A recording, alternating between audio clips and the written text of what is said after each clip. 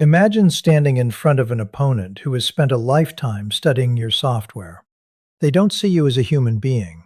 They see you as a sequence of inputs and outputs. For months, maybe years, they pressed the button for guilt, and you delivered compliance.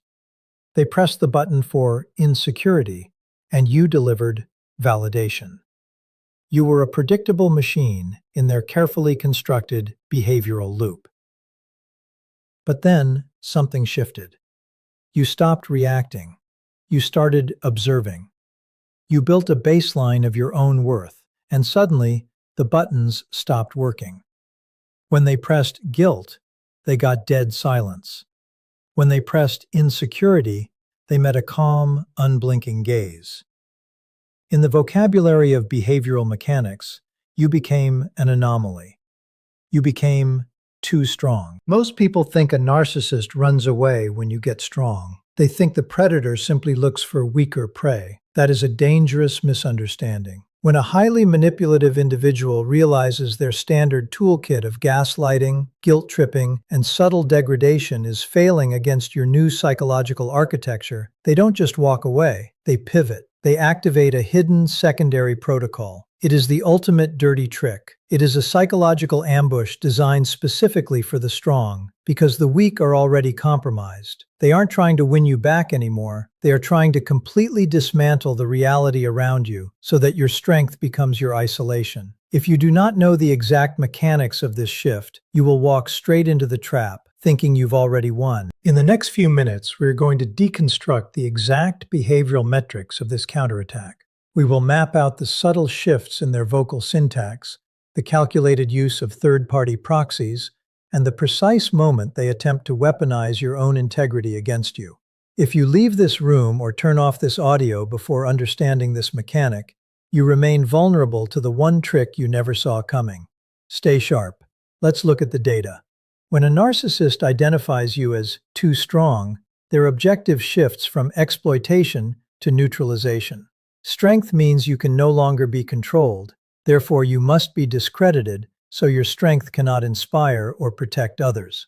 The ultimate dirty trick rarely happens face to face. It utilizes flying monkeys, manipulated third parties, to launch a proxy war, shifting the narrative from a private conflict to a public referendum on your sanity. To disarm a strong target, the manipulator will display a highly calculated, artificial vulnerability or defeat. This is designed to trigger your natural empathy and lower your guard for the final strike. Instead of gaslighting your memory of events, they gaslight your environment, altering professional, familial, or social structures behind your scenes, so that your competence is quietly called into question.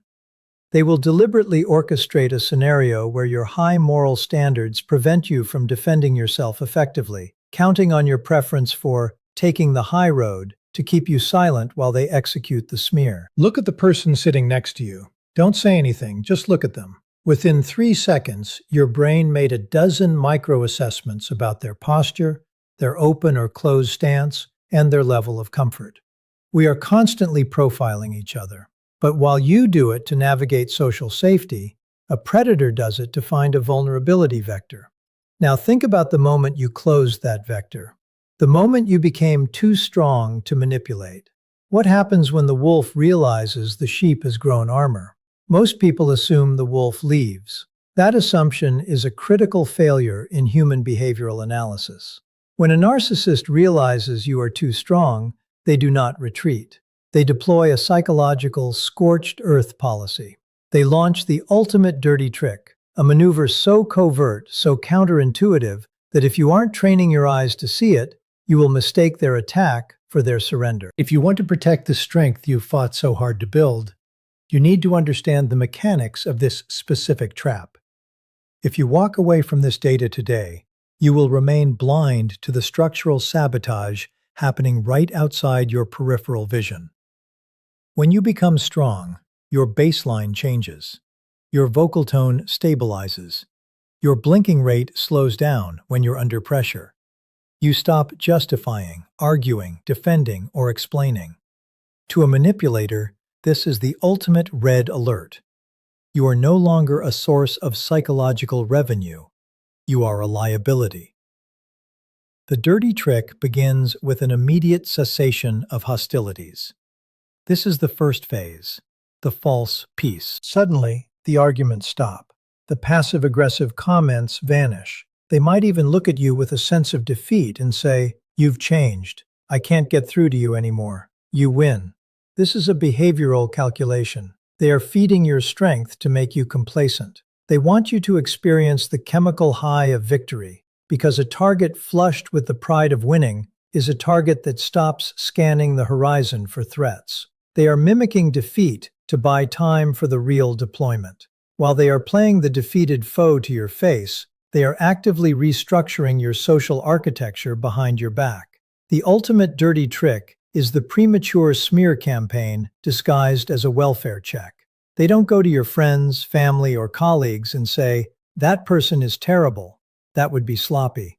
It would trigger suspicion. Instead, they leverage your strength against you.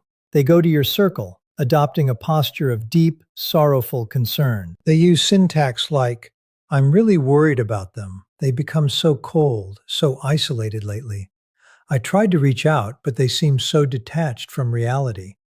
I think the stress is finally breaking them." Look at the mechanics of this move.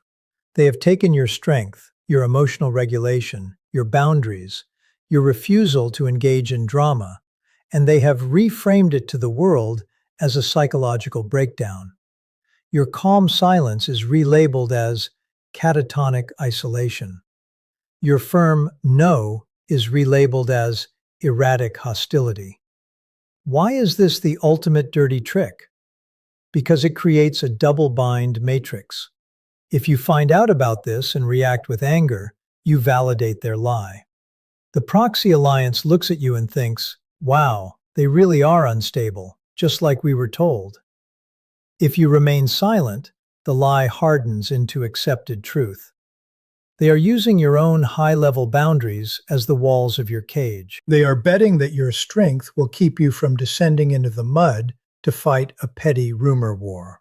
And they are right. You shouldn't fight it on their terms. How do you defeat a metric you cannot directly confront without validating it? First, you map the behavior. Recognize that the sudden peace you are experiencing face-to-face is not a truce. It is a curtain screen. Second, you change the operational theater. When the proxies, the flying monkeys, eventually approach you with concern, engineered by the narcissist, you do not defend your sanity. The moment you defend your sanity, you have lost the baseline. Instead, you analyze the input.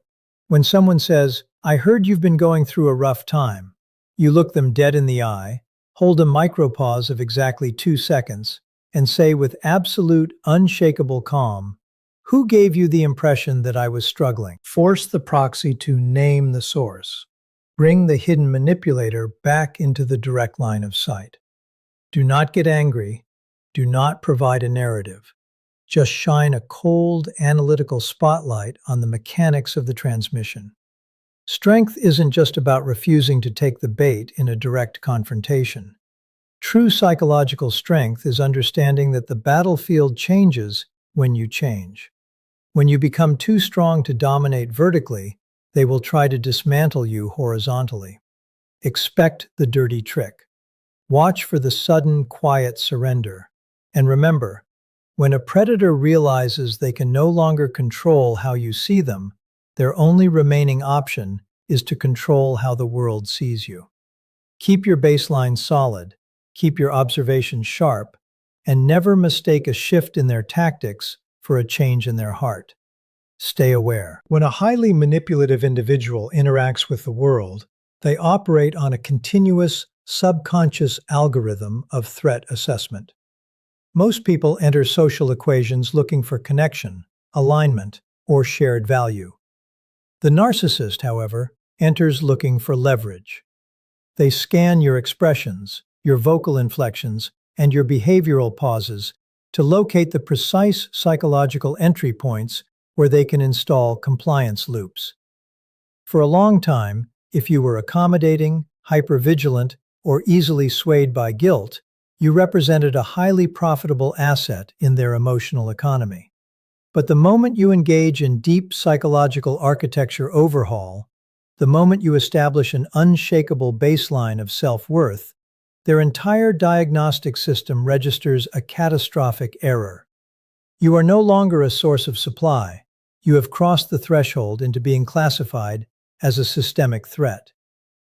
This classification triggers an immediate, radical shift in their operational objective. They move seamlessly from exploitation to complete neutralization. When you were weak or compliant, the goal was merely to control you, to keep you functioning within the parameters of their narrative so they could extract attention, validation, or labor. Control is profitable. Destruction, however, is expensive, resource-intensive, and risky. A manipulator will always prefer control over destruction if they can get it. But when you become too strong, meaning your boundaries are non-negotiable, your emotional regulation is stable, and you no longer seek their validation, control becomes a mechanical impossibility. In the mind of the predator, an uncontrollable asset is an existential danger. Your mere existence as a strong, autonomous individual inside their social or familial ecosystem threatens to expose the artificial nature of their authority. If you can ignore their dictates and remain unshakable, others might realize they can do the same. Your strength is contagious, and to a system built entirely on weaponized compliance, a contagious example of sovereignty must be neutralized immediately. The strategy of neutralization relies on changing the entire definition of who you are to the surrounding environment. Because they can no longer bend your reality through direct gaslighting or emotional intimidation, they realize they cannot defeat you on the internal battlefield of your own mind. Therefore, the threat assessment dictates that they must move the battlefield outside of you. They look at your core strengths, your calm demeanor, your clarity, your uncompromising adherence to truth, and they begin the process of re-encoding these traits as psychological flaws or hostile acts to anyone who will listen. In their internal matrix, they justify this total war by convincing themselves that your strength is an act of unprovoked aggression against them. Your refusal to be manipulated is processed by their ego as an assault on their safety. This is why the counterattack feels so disproportionately vicious. In their twisted psychological architecture, they believe they are acting in self-defense against your boundaries. They are not trying to win you back or fix the dynamic. They are systematically laying the groundwork to ensure that your strength yields zero social returns. They want to ensure that even if you stand tall, you stand completely alone, cut off from the structures that support you, effectively rendering your hard-won psychological resilience invisible to the rest of the world. The ultimate dirty trick rarely manifests as a face-to-face confrontation because, by definition, you have already proven too strong for direct psychological warfare. When a manipulator realizes that their vocal projections, piercing stares, and guilt-inducing syntax no longer register a baseline shift in your physiology, they immediately abandon the direct theater of operations. To engage you head-on would mean risking a public exposure of their lack of leverage, a tactical failure their ego cannot survive. Instead, they pivot to a covert, asymmetric strategy that weaponizes the surrounding social architecture against you, utilizing third parties as unconscious proxies in what behavioral profiling calls a multi-vector smear campaign. In predatory dynamics, these proxies are often referred to as flying monkeys, individuals who are systematically conditioned, fed curated disinformation, and deployed to execute a proxy war on the manipulator's behalf, effectively shifting the conflict from a private dispute to a public referendum on your psychological stability. The mechanics of this proxy alliance rely on a profound exploitation of human empathy and social compliance. The narcissist does not approach your mutual friends, family members, or professional colleagues with overt anger or vitriol. Doing so would trigger a defensive baseline in the listeners and expose the manipulator's hostile intent. Instead, they adopt a posture of deep, sorrowful concern and fragile vulnerability, completely reversing the roles of predator and prey. They utilize highly specific syntax designed to bypass the critical thinking filters of the social circle, planting insidious seeds of doubt under the guise of a welfare check. By projecting an image of a heartbroken, exhausted bystander who is simply trying to cope with your sudden, inexplicable coldness or erratic behavior, they trick well-meaning people into internalizing a false narrative. These proxies are then motivated by a manufactured sense of moral duty to intervene, investigate, or subtly distance themselves from you, completely unaware that they are acting as the extended appendages of a master manipulator's machinery. This structural isolation is calculated to achieve what direct gaslighting could not: the complete erosion of your external support systems.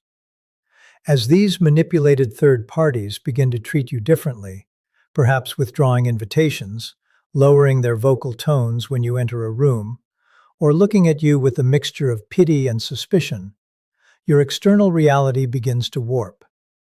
The ultimate dirty trick is designed to make you feel as though the entire world is subtly shifting on its axis, forcing you to question your own perception of reality, not because of what the narcissist said to you, but because of how everyone else is now reacting to you. It is a highly sophisticated form of environmental engineering that transforms your social safety net into a psychological minefield. The manipulator sits safely in the background, maintaining plausible deniability and observing the data as their proxy army systematically dismantles your reputation, your professional credibility, or your familial standing. By the time you realize an attack is even underway, the social architecture has been so thoroughly compromised that any instinct to defend yourself or lash out in frustration will only serve to validate the carefully planted lie that you are the unstable element in the equation. When a manipulator realizes that your psychological armor is too thick to penetrate with standard aggression, they deploy one of the most counterintuitive maneuvers in behavioral mechanics: the false surrender. This is the calculated tactical retreat, a deliberate lowering of their operational posture designed to mimic total defeat, humility, or radical self-awareness. When you are strong, you expect resistance, pushback, or an escalation of hostility. Your nervous system is primed to detect and deflect a threat. The manipulator understands this predictive processing within your brain. They know that as long as they maintain a combative stance, your boundaries will remain locked, your eye contact will remain steady, and your emotional regulation will remain impenetrable. To bypass this defense, they choose to completely remove the resistance you are bracing against, creating a sudden psychological vacuum by offering an artificial capitulation that is carefully calibrated to exploit your highest virtues. The execution of this false surrender relies heavily on the weaponization of vulnerability bait. The individual will approach you with a drop in vocal volume, a downward shift in posture, and a calculated slowdown of their speech cadence, all somatic markers that human beings subconsciously associate with genuine remorse and submission. They might use specific, highly disarming syntax such as, "You're right, I've been completely blind to how my actions affected you," or, "Your strength has made me realize how much healing I need to do." This is a sophisticated psychological trap designed to target your empathy, your capacity for forgiveness, and your natural desire for closure. For a strong person, especially one who has fought hard to establish boundaries, hearing an opponent seemingly validate your reality is an incredibly powerful emotional trigger. The trap is engineered to make you feel a sense of relief, a release of tension that subtly coaxes your nervous system out of its protective, vigilant baseline and into a state of relaxed compliance. The moment you lower your guard to comfort or acknowledge their perceived defeat, the secondary phase of the ultimate dirty trick is activated. This false peace is merely a scouting mission disguised as an apology, used to gather new behavioral metrics on your current state of mind. By feigning submission, they gain access to your inner perimeter, observing where your soft spots lie, what topics still evoke an emotional micro-expression, and how much access you are willing to grant them under the banner of a truce. It is a Trojan horse protocol. They are not retreating, They are simply repositioning their assets inside your defensive line.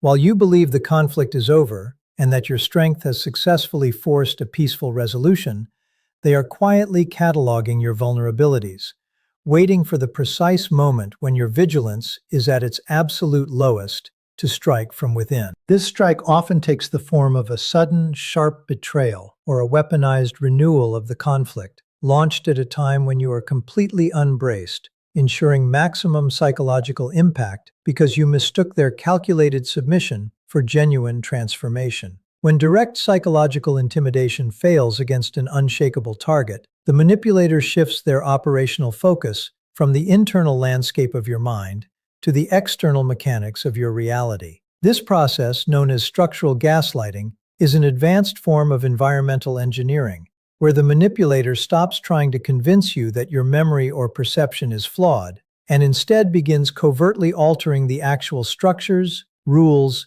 and dynamics of your professional, familial, or social environment. When you are strong, you rely on a predictable baseline of cause and effect. You expect that competence yields respect, that truth withstands scrutiny, and that documented performance ensures safety. The narcissist understands that they cannot break your internal confidence directly, so they attempt to systematically dismantle the structural foundations that validate and support your confidence, quietly creating an environment where your strength is rendered obsolete or reframed as an operational liability. The execution of structural gaslighting is highly bureaucratic, slow-moving, and deliberately designed to avoid triggering your immediate defensive responses. In a professional setting, this manifests as a subtle realignment of workflows, the quiet withholding of critical information, or the selective exclusion from key communication loops. The manipulator doesn't openly attack your competence. Instead, they alter the parameters around you so that your competence becomes harder to execute or display. They might subtly change timelines, shift project ownership under the guise of optimization, or quietly seed institutional doubt about your alignment with the organization's new direction. By the time you notice the shift, the administrative or social landscape has been altered to such a degree that your insistence on the original boundaries or protocols is made to look rigid, uncooperative, or out of touch with the evolving structure. In a familial or social context, structural gaslighting operates by rewriting the unspoken rules of engagement within the ecosystem. The manipulator quietly establishes new traditions, communication channels, or decision-making processes that deliberately bypass you, while maintaining a superficial veneer of inclusivity. If you confront the shift, they point to the newly engineered reality as if it were organic, saying, "This is just how things are done now," or "Everyone else agreed to this structure weeks ago." This tactic aims to induce a profound sense of systemic alienation.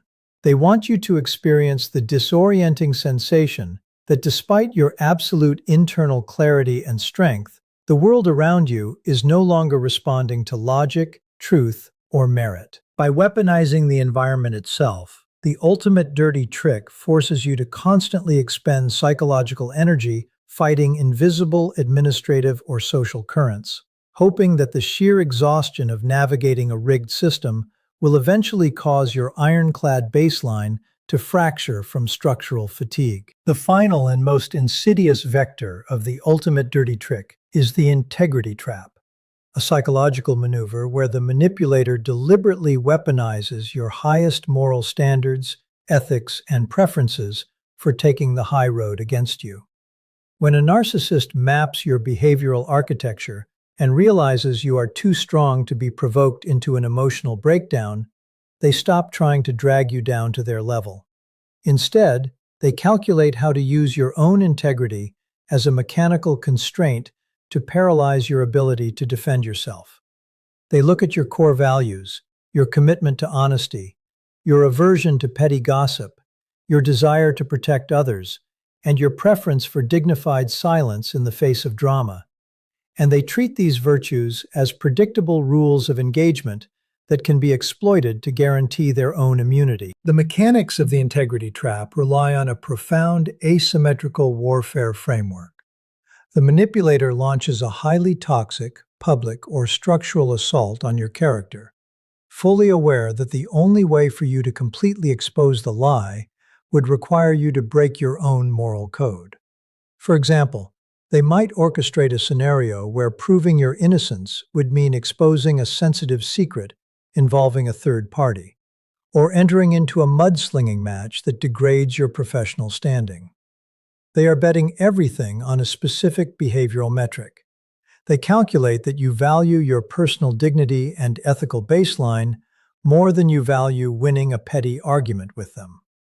Because they possess no such ethical constraints, they operate with absolute freedom, while your own commitment to doing the right thing acts as a digital fence, restricting your movements and forcing you into a position of passive endurance. They count on the fact that when they smear you or alter your social architecture, your natural instinct as a strong, evolved individual will be to rise above it, to let your work speak for itself, and to refuse to validate the madness by engaging with it.